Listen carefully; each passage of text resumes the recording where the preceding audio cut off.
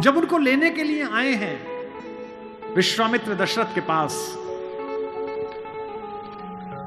तो विश्वामित्र से दशरथ ने पूछा कि आप तो इतने तेजस्वी राजा ऋषि हैं, थोड़ा सा जल लेकर छिड़केंगे तो राक्षसों का नाश हो जाएगा, आप मेरे बेटे को क्यों ले जाना चाहते हैं? विश्वामित्र ने कहा, मैं ऋषि हूं, मुझे क्रोध वर्जित है, मैं क्रोध नहीं कर सकता। तुम्हारा लड़का मर्यादा पुरुषोत्तम है। पुरुषोत्तम मतलब पुरुषों में उत्तम, देवताओं में उत्तम नहीं, पुरुषों में उत्तम। इसलिए मैं उसे ले जाता हूं ताकि वो जो मुझे कराना है वो कर सके। दशरथ में फिर भी मोह है, राम में मोह नहीं है।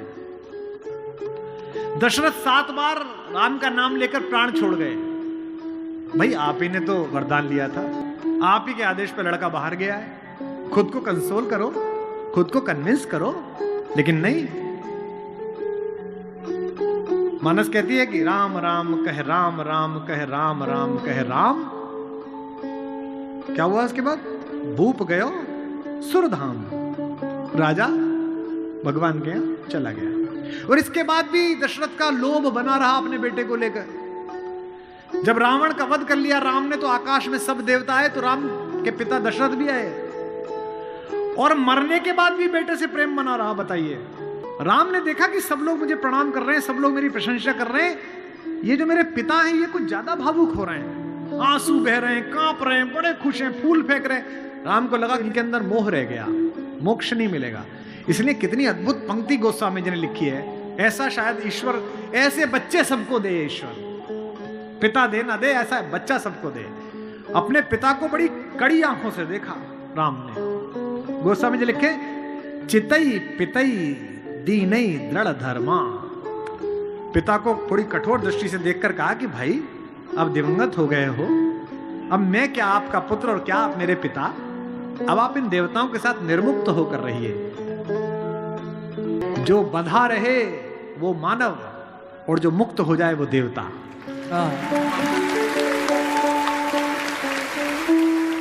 इसीलिए राम चाहते हैं कि उनके पिता मुक्त हो जाएं। राम वन जा रहे हैं, पूरी अयोध्या आंसुओं से भरी हुई है।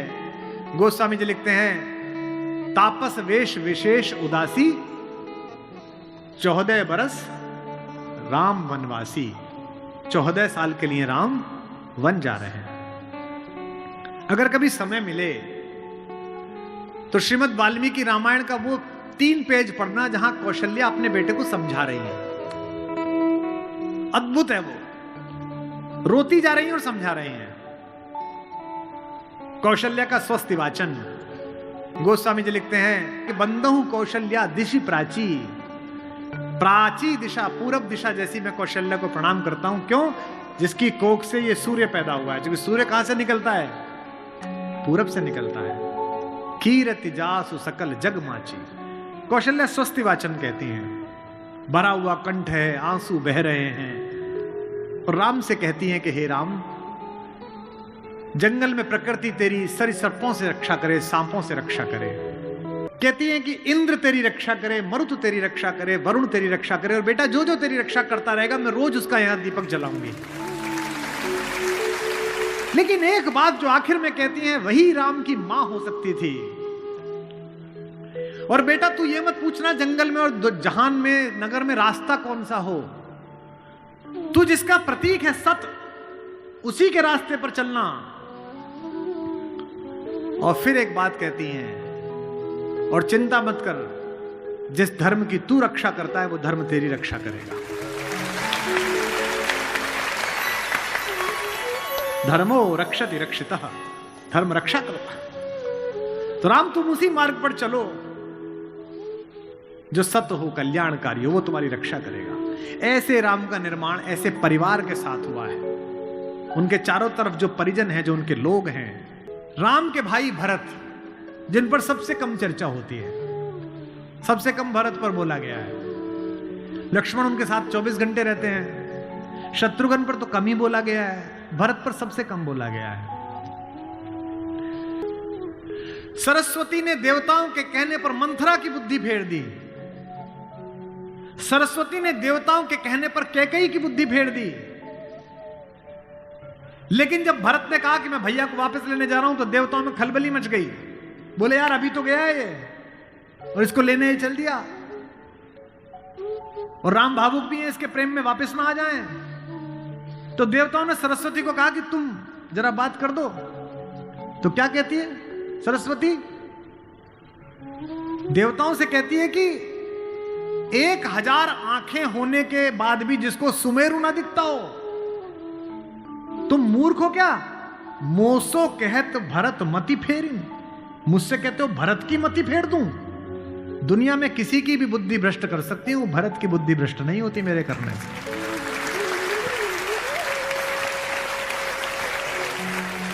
भरत जब भैया को ढूंढते हुए निकले तो पूरे खानदान को लेकर निकले। भरत ने कहा किसी की तो मान लेंगे, कौशल्या की मान लेंगे, ससुर को भी लेकर गए। जब पहली रात भरत वहीं रुके जहां राम रुके थे, भरद्वाज के आश्रम में। सुबह चलते समय भरत संकोच में थे, तो भरद्वाज ने कहा कि राजन, क्योंकि राजा हो चुके थे, आपके चेहरे पर संकोच है। तो भरत ने डरते हुए कहा कि महर्षि मैं डरा हुआ हूं, मेरी मां ने इतनी बदतमीजी की बात कर दी, मैं बाहर था। भरत को नहीं बताया गया था कि पिता दिवंगत हो गए, पता है आपको ये बात थी? भरत को संदेश भेजा गया था तो उसमें यह नहीं कहा गया था कि पिता एक्सपायर कर गए, यह कहा गया था कोई इमरजेंसी है, घर आओ। अयोध्या के बाहर नंदीग्राम में इनके पूर्वजों का एक मंदिर था, जहां इनके पूर्वजों की प्रतिमाएं लगी हुई थी, मानधाता की, दिलीप की, रघु की, अज की, नहुष की। वहां भरत रास्ते में रुके अपनी सेना के साथ पूजन करने के लिए कि पूर्वजों का पूजन कर लूं, पुरखों का। पुरोहित ने हाथ में थाली दी तो पहले इसका पूजन, प्रथु जो सबसे पहले जिनके कारण ये पृथ्वी कहलाती है इनके घर के, फिर मानधाता का, फिर राजा बलि का जिन्होंने अपना मांस दे दिया था, रंतिदेव का। पूजन करते करते अज, रघु, दिलीप तक आए, और जैसे ही उन्होंने अगली मूर्ति देखी तो देखी पिताजी की मूर्ति। तेज तो थे ही, उन्होंने पुरोहित की तरफ देखा कि ये क्या? पुरोहित की आंख में आंसू, उसने कहा कि महाराज नहीं रहे, और भरत के हाथ से थाली छूट गई। भरत ने कहा मुझे किसी ने बताया क्यों नहीं कि पिताजी दिवंगत हो गए, क्या हुआ था? बोले राम को वनवास मिल गया। भैया को वनवास क्यों मिल गया? आपकी मां ने मांग लिया। भरत घोड़ा दौड़ाते हुए अयोध्या तक पहुंचे, रोते हुए। सोच के देखिए, भरत जैसा भाई, भ्रातृत्व में राम किसी का उदाहरण नहीं देते, लक्ष्मण का भी नहीं देते। जब हनुमान को गले लगाते हैं तो ये नहीं कहते कि तुम लक्ष्मण जैसे भैया हो मेरे, तुम मोहि प्रिय ही भरत संभाई।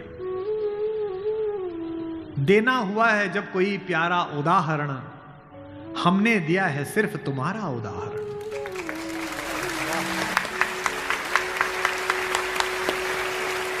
कि भरद्वाज से भरत ने पूछा कि भैया मुझे माफ तो कर देंगे ना, मैंने इतनी बड़ी गलती की, एक ऐसी गलती जो भरत ने की नहीं, उसके पश्चाताप में है भरत। मां ने इतनी गलती की, मुझे माफ तो कर देंगे? भरद्वाज ने कहा हे राजन, मुझे पता नहीं कि तुम्हारे बड़े भाई तुम्हें कितना प्रेम करते हैं या नहीं, लेकिन जब वो यहां से जा रहे थे और सुबह के समय उन्होंने गंगा पार करने के लिए पुरोहित को बुलाकर स्वस्ति वाचन का मंत्र किया, तो बड़े खुश थे, प्रसन्न थे कि मैं वनवास पे जा रहा हूं, चेहरे पे मुस्कुराहट थी। लेकिन पुरोहित ने हाथ में जल दिया, और जैसे ही पुरोहित के मंत्रों के बीच में निकला कि जम्बू द्वीपे भरत खंडे, और जैसे ही भरत सुना, राम के हाथ से जल गिर गया और वो जमीन पर गिर पड़े और हाय भरत चिल्लाने लगे, इतना प्रेम तुम्हें राम करते हैं।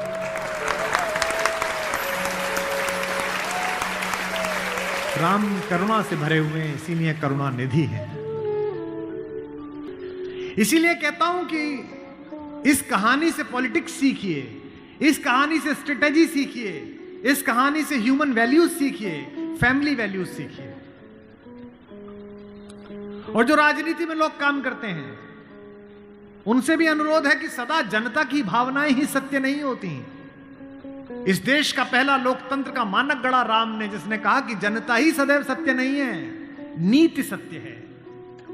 मैं इसको सिद्ध करके बताऊंगा अब आपको। जब राम जंगल गए तो सब दुखी थे, सब परेशान थे, हर आदमी उन्हें लौटाना चाहता था। अगर राम उसी दिन लौट आते तो सब खुश हो जाते, लेकिन राम ने जनमत का सम्मान नहीं किया, नीति का सम्मान किया।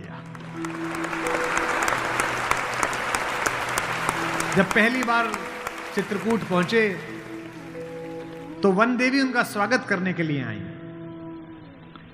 वन देवी ने पूछा कि आप मेरे यहां विश्राम करने आए हैं, मैं आपके लिए क्या कर सकती हूं। तो राम ने क्या मांगा होगा सोचो। राम ने कहा कि हे वन देवी, बाकी सब ठीक है, निभा लेंगे, पर्णकुटी बना लेंगे, फल फूल खा लेंगे, जिस रास्ते से मैं आया हूं उसके कांटे हटा देना। वन देवी ने कहा कि आप तो आ चुके, अब कांटे हटाऊं ना हटाऊं इससे क्या। राम ने जो उत्तर दिया वो आपकी आंख भिगोने के लिए काफी है। राम ने कहा कि मेरी तो कोई दिक्कत नहीं है, मेरे पैर में कांटे लग गए, पर मुझे ढूंढता ढूंढता मेरा भाई भरत इसी रास्ते से आएगा, उसको कांटे नहीं चुभने चाहिए, कांटे हटा दे।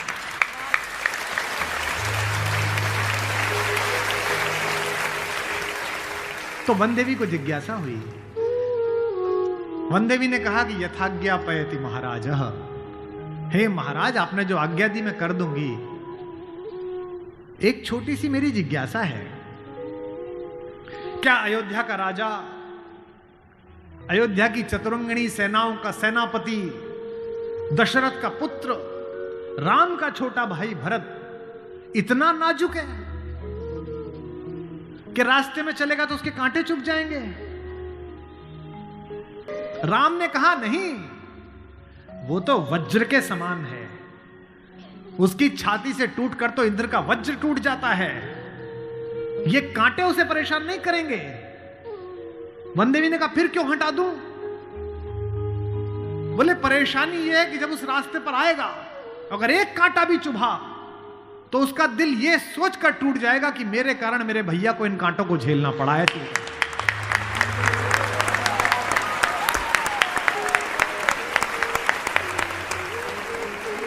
बिना चप्पलों के भरत चले, और जब चले तो भाई मृदु भूमि सकुच मन मन ही, भूमि भी संकोच से भर गई। कोमल चरण चलत बिनु पनहि, कोमल चरण चलत बिनु पनहि, भई मृदु भूमि सुकुचि मन मनि। इसका मतलब ये है कि भगवान स्वयं कष्ट सह सकते हैं, पर जो उन्हें प्रेम करता है वो कष्ट सहे ये उन्हें स्वीकार नहीं।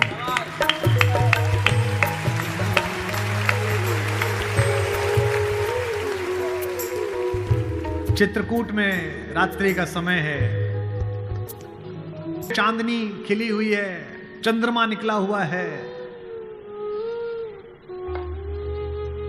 ये वो पल था जहां से राम की कहानी पलट सकती थी। अगर दशरथ के अंधेरे कक्ष का एक निर्णय राम को इस जंगल तक लाया है मित्रों, तो आज इस पूर्णमासी के चांद के नीचे का राम का एक निर्णय राम को वापस अयोध्या ले जा सकता है या लंका ले जा सकता है। ये वो रात थी। मुझसे कोई पूछता है कि राम कथा की सबसे महत्वपूर्ण रात्रि कौन सी है, जिस दिन लक्ष्मण को मूर्छा आई वो भी महत्वपूर्ण नहीं थी, क्योंकि पता था कि बच जाएंगे। जिस दिन सीता का अपहरण हुआ वो रात्रि भी महत्वपूर्ण नहीं थी, यही रात महत्वपूर्ण थी, यही रात अंतिम, यही रात भारी, जिसमें भरत, शत्रुघ्न, तीनों माताएं, गुरु वशिष्ठ, ससुर साहब, सास, सब आए हैं कि बस राम लौट चलो। तदनंतर बैठी सभा उटज के आगे, नीले वितान के तले दीप बहु जागे, टकटकी लगाए नयन सुरों के थे वे, सब देख रहे थे। परिणाम उत्सुक उन भयातुरों के थे वे, वह चंद्रलोक था कहां चांदनी वैसी, प्रभु बोले गिरा गंभीर गूढ़ निधि जैसी। जब सबने खाना खा लिया, सबने पानी पी लिया, तब भगवान ने सबको बिठाकर पूछा। क्या सवाल पहला? भरत जैसे आदमी से, हे भरत भद्र, अब कहो अभीप्सित अपना। इतनी दूर चल के आए हो, बताओ क्या चाहिए? सब सजग हो गए, भंग हुआ ज्यों सपना। एक बात पूछी कि बेटा बताओ क्यों आए हो? तो क्या बोले भरत? हे आर्य रहा क्या भरत अभीप्सित अब भी। आप मुझसे पूछते हो कि मुझे क्या चाहिए? मुझे तो सब मिल गया भैया। इसी दिन के लिए तो मेरा जन्म हुआ था, पिताजी मर गए मेरे कारण, आप जंगल में बैठे हो मेरे कारण, सोने के आभूषण पहनने वाली मेरी भाभी एक वलकल पहने हुए मेरे कारण, जिसके सर पर अयोध्या का राजमुकुट होना चाहिए था उसके सिर पर जटाजूट है मेरे कारण। हे आर्य रहा क्या भरत अभीप्सित अब भी। मिल गया अकंटक राज्य उसे जब तब भी। पाया तुमने तरुतले अरण्य बसेरा, रह गया अभीप्सित शेष तदपि क्या मेरा। और मैं इसलिए भरत पर फिदा हूं कि भरत इतिहास का अकेला पात्र है जिसकी गलती नहीं है फिर भी प्रायश्चित कर रहा है।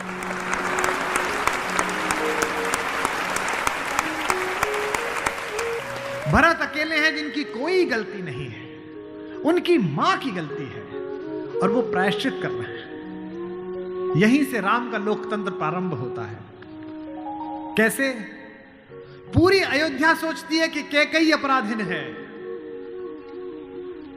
राम उस रात दो काम करते हैं। भरत को लोकतंत्र का मंत्र देते हैं और कैकेयी को स्वीकार करके क्षमा का मंत्र देते हैं। उन्हें पता था कि अगर भरत लौट भी जाएगा तो जीवन भर मां से बात नहीं करेगा, पूरी अयोध्या इनके नाम पर नाराज रहेगी। इसलिए जब तीनों माएं पहुंची हैं, प्रथम राम भेंटी कैकेयी। राम ऐसे थोड़ी है कि हायरार्की नहीं जानते हो कि पहले अपनी बड़ी मां का प्रणाम करें, फिर सुमित्रा का प्रणाम करें, फिर कैकेयी का प्रणाम करें। उनको पता था कि कैकेयी के बारे में लोगों के मन में अच्छी धारणा नहीं है। अगर देश के प्रधानमंत्री, आपके प्रदेश की मुख्यमंत्री किसी ऐसे व्यक्ति को मिल लें जिसके बारे में आपकी अच्छी धारणा न बन रही हो, तो आपकी धारणा बदलती है कि प्रधानमंत्री मिले थे, मुख्यमंत्री मिली थी, इसका मतलब अच्छा है। अगर ऐसे व्यक्ति की प्रशंसा कर दें, वो तो राम है, उनको पता है कि कैकेयी की मनोदशा कैसी है। और कैकेयी खुद कहती भी है, कहती है बेटे मुझसे जो अपराध हुआ है वो किसी से नहीं हुआ है। कहते आते थे अभी सभी नरदेही, माता न कुमाता पुत्र को पुत्र भले ही, पर हाय आज यह सुने विरुद्ध विधाता, है पुत्र पुत्र ही बनी कुमाता माता। क्या कहती हैं? युग युग तक चलती रहे कठोर कहानी, थी रघुकुल में भी एक अभागिन रानी, थूके मुझ पर त्रैलोक्य भले ही थूके, जो कोई कह सके कहे क्यों चूके। लेकिन एक बात मांगती हूं राम तेरे दरबार में, छीने न भरत का किंतु मातृपद मुझसे, रे राम दुहाई करूं और क्या तुझसे।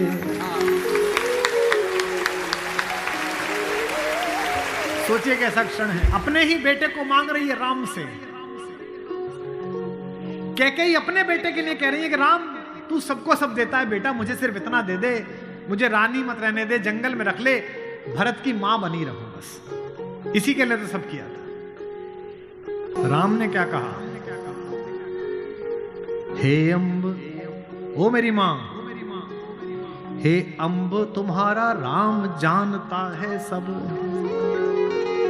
इस कारण वह कुछ खेद मानता है कब। फिर राम को याद दिलाया कैकेयी ने कि बेटा तुझे याद है तू आधी रात उठ के भाग जाता था मेरा सपना देख के। कौशल्या से कहता कि मां मैंने छोटी मां का सपना देखा है, मुझे छोटी मां के पास छोड़ के आओ। और तुझे गोदी में लेके कौशल्या मेरा दरवाजा खटखटाती थी, अरे ओ कोयल, ये तेरा कोयल का बच्चा जाग गया, रो रहा है तेरे लिए। होने पर बहुधा अर्धरात्रि अंधेरी,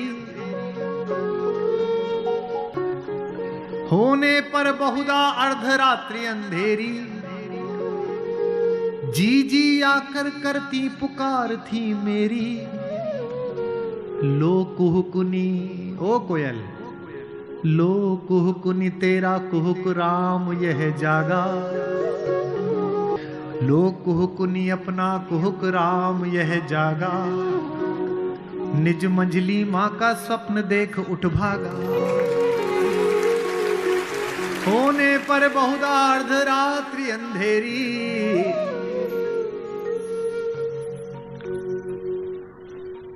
राम ने क्या कहा? मैं वही राम तू वही के कई मेरी,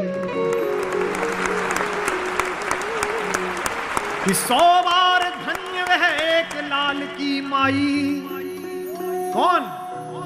100 बार धन्य वह एक लाल की माई,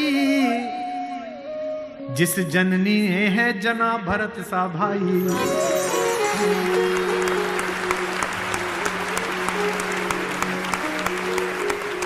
पागल सी प्रभु के साथ सभा चिल्लाई। 100 बार धन्य वह एक लाल की माई, 100 बार धन्य वह एक लाल की माई, 100 बार धन्य। कौशल्या से लेकर जनक तक सबका बहुमत राम को लौटाने का था, लेकिन राम नीति के साथ रहे। जनमत की उपेक्षा नहीं है। भरत जैसा भाई पाना, लक्ष्मण जैसा भाई पाना, कैसे कैसे चरित्र है भाई। एक भरत की पत्नी है मांडवी, उनका जिक्र नहीं होता। एक हमारी मां और है उर्मिला, उसका जिक्र नहीं होता। उर्मिला का कलेजा देखिए, मांडवी का कलेजा देखिए। जिस दिन लौटने के बाद भरत ने राज्य संभाल लिया, भाई की पादुकाएं रखकर सिंहासन पर, कौशल्या जाग रही थी। उन्होंने देखा कि ऊपर कोई घूम रहा है, कोई छाया घूम रही है महल में, अंतःपुर में। तो वो ऊपर गई तो देखा मांडवी घूम रही थी, भरत की पत्नी। तो कौशल्या ने पूछा कि बेटा तू सोई नहीं? उसने कहा हां मां मैं अभी जाग रही हूं। भरत सो गया होगा बेटा, तो उसके कक्ष में चली जा। तो कौशल्या से मांडवी ने कहा कि मां वो तो है ही नहीं यहां, कहां गया? बोले उन्होंने कहा कि भैया जब तक जमीन पे सोएंगे, भैया जब तक जंगल में रहेंगे, मैं महल में नहीं रहूंगा। वो अयोध्या के बाहर जो नंदीग्राम दिखता है ना, वहां दूर, वहां उन्होंने कुटिया बना ली है, प्राइम मिनिस्टर ऑफिस वहीं बना लिया, वहीं फाइल मंगाते हैं। तुझे नहीं ले गया? संकोच में पड़ी हुई मांडवी ने कहा मां मैंने तो कहा था आप जंगल में अकेले कैसे रहेंगे कुटिया में, मैं सेवा कर दूंगी, ले चलो। उन्होंने कहा नहीं, भाभी राम भैया के साथ चली गई हैं, तीनों माओं को देखने के लिए कोई नहीं है, तुम यहीं रहो, उनकी जिम्मेदारी हम पर है। कौशल्या ने कहा कि बेटा सो जा। बोले मां वो उनकी कुटिया दिख रही है, उसमें अभी दीपक जला हुआ है, यानी कि वो अभी काम कर रहे हैं। एक बार वो दीपक मंगल हो जाए, अंधकार हो जाए तो मैं भी जाकर सो जाऊंगा। ऐसी मांगी।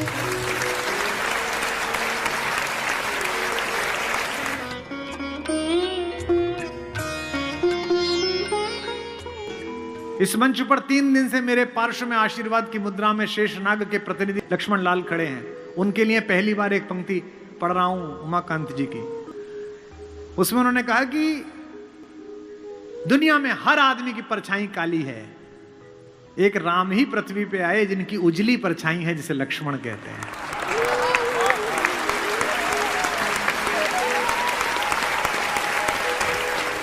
राम की उजली परछाई है। बाबा ने अच्छी बात लिखी है, 12 से निज हित पति जानी, लक्ष्मण राम चरण रति मानी। मेरा एक बड़ा प्रिय कवि है, बच्चा वो लखीमपुर से आगे एक गांव में रहता है, ज्ञान प्रकाश आकुल। ज्ञान ने छंद भेजा, रात सुनिएगा। चारों बच्चे पैदा हुए थोड़े थोड़े अंतर पर पालने में लिटाए गए, कि पालने में लखन व राम जी लिटाए गए, लेटते ही करुणा सदन चुप हो गए। राम तो लेटते ही चुप हो गए, हल्का सा पालना हिला। वशिष्ठ खड़े हैं, दशरथ खड़े हैं, माएं खड़ी हैं, मंगल स्वस्ति चल रहा है। दृश्य सोचिए कैसा है कि पालने में लखन व राम जी लिटाए गए, लेटते ही करुणा सदन चुप हो गए।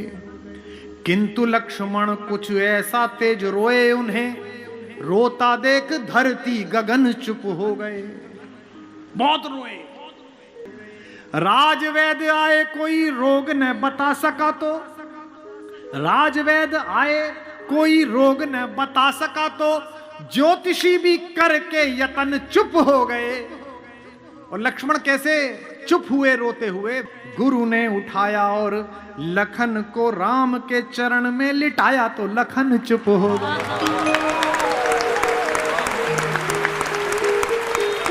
गुरु ने उठाया और लखन को राम के चरण में लिटाया तो लखन चुप हो गए। और वो नोएडा वाले, मैंने परसों बताए थे आपको कि कुमार जी अपने अपने राम करानी है।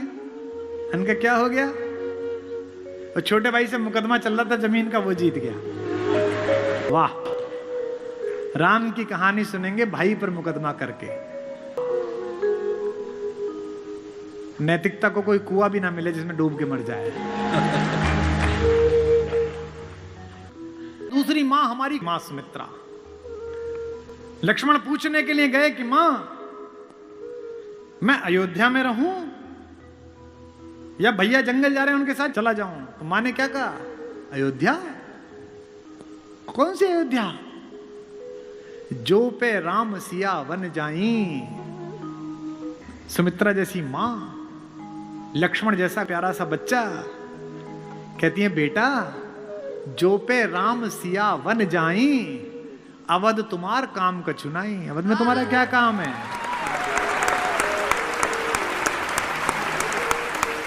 जहां राम है वहीं अयोध्या है। अवध तुम्हारा काम कछुनाई। और राम तो फिर भी हमारी मां के साथ है, सीता के। एक सत्संग है, एक स्नेह की डोर है। माना कि गृहस्थ में नहीं है, तपस्या का जीवन है, लेकिन फिर भी एक दूसरे की सुन तो रहे हैं। और यहां पति पत्नी बैठे हो तो वो इस बात को महसूस करेंगे जो 20 वर्ष 25 वर्ष बिता चुके हैं। एक समय आता है जब आपका कोई प्रेम का बहुत ज्यादा डोर नहीं होती, एक दूसरे के साहचर्य की होती है कि रहनी चाहिए यहीं। और पति को भी लगता है ये रहनी चाहिए और पत्नी को भी लगता है कि रहना चाहिए। हमारे माहेश्वर तिवारी ने पंक्ति लिखी है, इस हॉल में बैठी सारी भाभियों को और माओं को समर्पित करता हूं। एक तुम्हारा होना क्या से क्या कर देता है, एक तुम्हारा होना क्या से क्या कर देता है, बेजुबान छत दीवारों को घर कर देता है। राम के साथ तो फिर भी सीता हैं। हमारी माता उर्मिला तो अकेली हैं। उनसे तो पूछा भी नहीं गया है कि अनुमति ली जाए कि नहीं ली जाए। एक दृश्य है चित्रकूट में जहां पहली बार उर्मिला, मांडवी और श्रुतकीर्ति आई हैं अपनी सास के साथ राम को मनाने। तो सीता तो बड़ी बहन है, बड़ी बहनें छोटी बहनों का हित समझती हैं। लड़कियों में होता है कि छोटी की बात समझ लेती हैं, माता पिता की आवश्यकता नहीं होती, खुद ही कर देती हैं। सीता समझ गई कि उर्मिला आई है और संकोच में अपने पति से मिल भी नहीं रही है, और लक्ष्मण इतना संकोची है कि मिलेगा भी नहीं उर्मिला से। तो भाभी ने बुला के कहा कि बेटा इधर आओ। लक्ष्मण ने कहा जी भाभी, वो मेरी कुटिया में बेटा फूलों की डाली रखी है, वो जरा डाली उठा लाओ, माला बनानी है देवताओं के लिए। उनको पता है कि उनकी कुटिया में उर्मिला बैठी है, उन्हें लगा इस बहाने ही दोनों थोड़ा मिल लेंगे। उत्साह में भरे हुए लक्ष्मण की भाभी का काम करने जा रहा हूं, खटखट खटखट खटखट पहुंचे। जैसे ही झोंपड़ी का दरवाजा खोला और अंदर घुसे, देखा और मिला। सोच के देखिए क्या बीती होगी। जिससे बिना बात किए चले आए, जिससे बिना अनुमति लिए चले आए, सप्तपेदी के 7 फेरों में जिसके साथ शपथ खाई थी कि तेरा साथ नहीं छोड़ूंगा, राम के अनुराग में जिसे छोड़कर चले आए वो उर्मिला।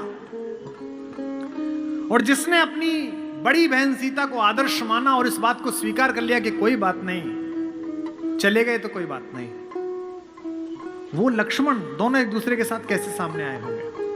उर्मिला खड़ी हुई, मुस्कुराई, रोई नहीं। उन्होंने ऐसा नहीं किया, वो खड़ी हुई और मुस्कुराई। और मुस्कुराकर क्या बोली? मेरे उपवन के हरिण, मेरे बाग के हिरन। क्या बढ़िया बात कही है कलकत्ता वालों। मेरे बाग के हिरन, मेरे उपवन के हिरण आज वनचारी। मेरा हिरन आजकल जंगल घूम रहा है। और अगली पंक्ति क्या बोली? इस पर आप माता उर्मिला को याद करना। मेरे उपवन के हिरण आज वनचारी, मैं बांध न लूंगी तुम्हें तजो भय भारी। छोड़ो, डरो मत, मैं बांधूंगी। मैं तो देखने आई हूं कि मेरे उपवन में जो हिरन खेलता था वो जंगल में कैसा कूद रहा है। उनका मन बड़ा कर रही है। और लक्ष्मण ने भी कितनी अद्भुत बात कही। लक्ष्मण ने कहा कि तुम मेरी केवल पत्नी नहीं हो। इस पर भी लक्ष्मण को तारीफ देना, आशीर्वाद लेना उनसे कि हम उन्हें स्मरण कर रहे हैं। लक्ष्मण ने कहा कि भाभी की बहिना तुम केवल पत्नी नहीं हो, तुम जगत जननी भारतेश्वरी सीता की छोटी बहन हो। उनके योग्य वर हैं राम। त्रैलोक्य का स्वामी तो ऐसी ही पत्नी से साथ वर्ता।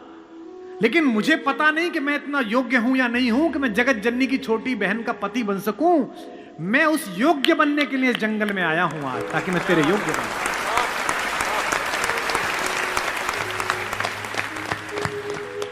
भाभी की भगनी तुम केवल अर्थ नहीं मेरे उपभोग। तपने दो वन में कुछ मुझको, बनने दो केवल निज योग्य। मुझे थोड़ी तपस्या करने दो, अपने लायक बनने दो। तुम तो कौन हो? मेरी पत्नी थोड़ी हो तुम पहले सीता की बहन हो, खानदान। और मैं केवल राम के पीछे चलने वाला एक लड़का। मुझे इस लायक तो बनने दो कि सीता माता किसी को परिचय कराएं और कहें कि ये मेरी छोटी बहन का पति है। ऐसी योग्य तो बनने। और लोग भी कैसे कैसे, भाई छोड़िए, पत्नी छोड़िए, पिता छोड़िए, माता छोड़िए, शत्रु भी कैसा भाई। इस कहानी का तो विलेन भी कितना खूबसूरत है, कितना कमाल का विलेन है। उत्तम कुल पुलस्त मुनि नाती। पुलस्त का नाती है भगवान शंकर का अनन्य भक्त, दशग्रीव। 10 सिर नहीं है उसके, ये सम्मित है, ये जो रामलीला में लगा देते हैं। 10 दिमागों के बराबर का आईक्यू है। जिसके ऊपर 10 सिरों की कृपा चलती हो, 10 काम एक साथ करता हो, 10 तरह से सोचता हो, उसका नाम दशानन है। 10 सिर वाला है वो। 9 ग्रह उसके चरणों में लेटे हुए हैं। शनि के ऊपर तो पैर रखे बैठा है। फिर भी राम से हार गया। क्यों हार गया? कारण बताता हूं। राम इच्छाओं से मुक्त हैं और रावण इच्छाओं के पाश में बंधा हुआ।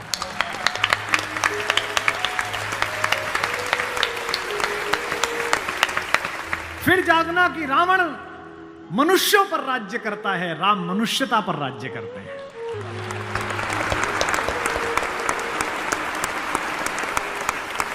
आपको पता है कि जब भगवान ने युद्ध शुरू किया तो पूजा की। राम ने कहा जामवंत से, जामवंत सबसे सीनियर हैं, वो भी ब्रह्मा जी के पोते हैं, रावण के दादाजी के दोस्त हैं, पुलस्थ मुनि के नाना के। कहा कि प्रभु महाराज जामवंत जी, मैं युद्ध करने जा रहा हूं, उससे पहले मैं पूजा करना चाहता हूं। जामवंत ने कहा करिए महाराज। तो बोले मेरे आराध्य तो शंकर हैं, शंकर राम की पूजा करते हैं और राम शंकर की पूजा करते हैं। इस कहानी से बड़ा समन्वय किसी का नहीं हो सकता। जामवंत ने कहा पूजा कर लीजिए महाराज। बोले मुझे एक ऐसा पंडित चाहिए जो शैव हो, शिव को मानने वाला, और मैं वैष्णव हूं तो वैष्णव भी हो। उन्होंने कहा कि इस जंगल में, इस युद्ध क्षेत्र में ऐसा कोई पंडित कहां मिलेगा भगवान। तो उन्होंने कहा पूजा कैसे होगी फिर। जो जामवंत ने कहा एक पंडित मेरे ध्यान में है, पर वो आपका पुरोहित बनेगा नहीं। बोले कौन। बोले पुलस्त मुनि का नाथी महारथी रावण, वो शिव का भक्त है और वैष्णव भी है,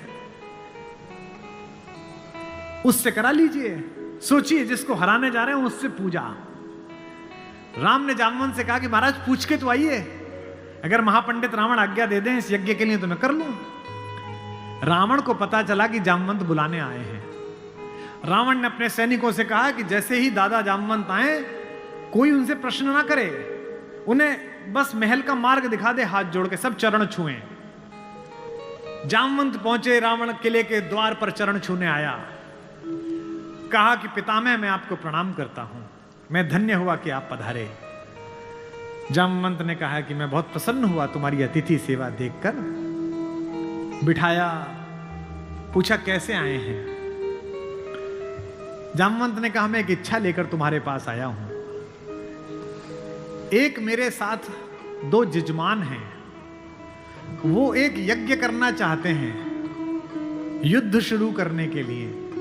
उन्हें एक ऐसे पंडित की आवश्यकता है जो शैव भी हो और वैष्णव भी। तुमसे अधिक गुणी व्यक्ति तो पृथ्वी पर नहीं है, क्या उनका पुरोहित बन सकोगे। क्या पूछा रावण ने, पहला क्या करैक्टर है। वाह। रावण ने कहा जहां तक मुझे सूचना है आपके दोनों यजमान अयोध्या के निर्वासित राजकुमार राम और लक्ष्मण तो नहीं है। जामवंत ने कहा हां दशशीष वे ही दोनों हैं, क्या आप स्वीकार करेंगे। उसने हां ना नहीं करी, फिर बोला क्या उनके यज्ञ का उद्देश्य लंका विजय है। जामवंत ने कहा हां उनका यही उद्देश्य है, क्या आप स्वीकार करेंगे। उसने कहा मैं तो जिज्ञासा के लिए पूछ रहा था, अन्यथा द्वार पर आकर किसी पंडित से कोई यज्ञ के लिए कहे, अस्वीकार करना उसका धर्म ही नहीं है। मैं आपके साथ चलूंगा और उनका यज्ञ कराऊंगा।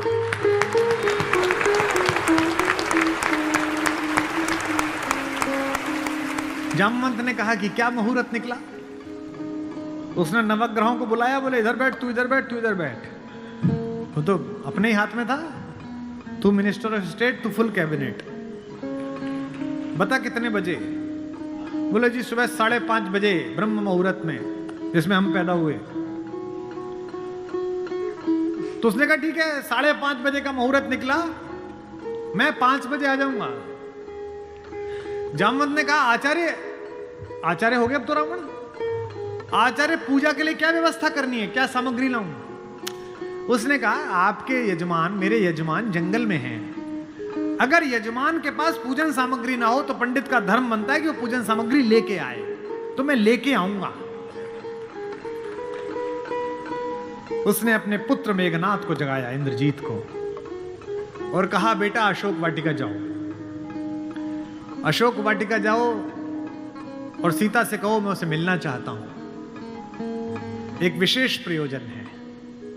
थोड़ी देर बाद खुद पहुंचा और कहा सीते तुम्हारा पति राम लंका विजय का यज्ञ कर रहा है, उसके पास पुरोहित नहीं है, कल सुबह मैं उसका पुरोहित बनूंगा। लेकिन एक विवाहित व्यक्ति की पूजा अधूरी है अगर उसकी पत्नी उसके पार्श्व में ना बैठे। क्योंकि तुम उसकी पत्नी हो, तो सुबह ये इंद्रजीत रथ लेकर आएगा, तुम स्नान करके नया वस्त्र पहनकर इस रथ में बैठ जाना। क्योंकि मेरे यजमान की पूजा पूर्ण होनी चाहिए, मैं अपूर्ण पूजा का पुरोहित नहीं हूं।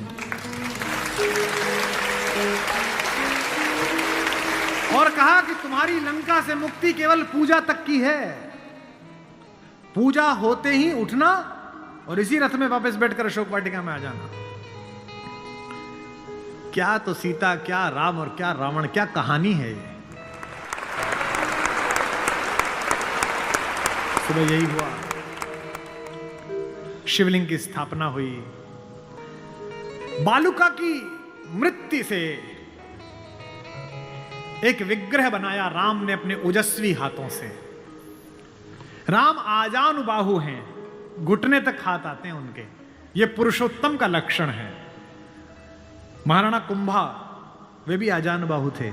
कभी कुंभलगढ़ के किले में जाइए, 3 फीट का शिवलिंग है, नीचे बैठ के अपने ही हाथ से लोटे से रुद्राभिषेक करते थे बिना उठे। वे भी सूर्यवंशी थे, राम आजानुबाहु थे। उन्होंने अपने बड़े बड़े हाथों से शिवलिंग तैयार करा। धोती पहने हुए, तिलक लगाए हुए तेजस्वी रावण पहुंचा। राम और लक्ष्मण ने आसन से खड़े होकर अपने पुरोहित को प्रणाम करा। आचार्य, मैं दशरथ का पुत्र राम अपने छोटे भाई लक्ष्मण के साथ आपको प्रणाम करता हूं। दोनों ने पैर छुए रावण के और कहा कि आचार्य आसन ग्रहण करिए। आचार्य ने पूजन प्रारंभ किया। ओम गणपति गंगावाय।